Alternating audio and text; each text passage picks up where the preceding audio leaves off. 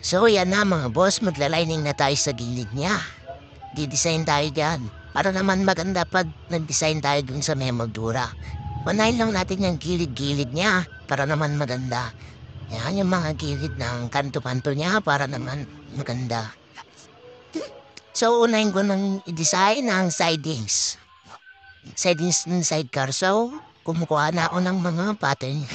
Yan ang pattern ng four corners. So, yun na nga din ko. Kasi madali lang naman siyang mag-pattern kasi may pattern na kaming ginagamit. At nakasanayan ng ganyan para pantay lahat pagka minoldura namin siya. So, ayun na nga, ganun din namulit sa isa pagkagawin ko. Kasi pares lang sila sa sidings. So, ayan, dinidesign ko ng design namin. So, susunod ko naman ang logo. Kung saan sa harap makikita ng sidecar. So, ayan na nga. May mga pattern kami para naman iisa lang yung pattern. So, ayan na, guys.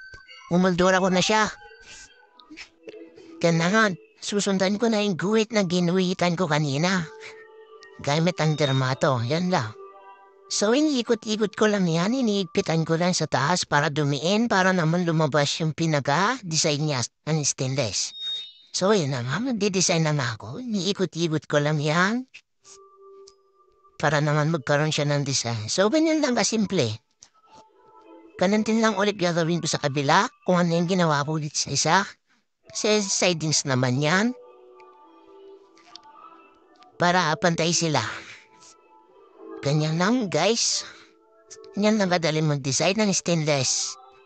So, susundan lang natin yung i-knowing natin nag-wit kanina.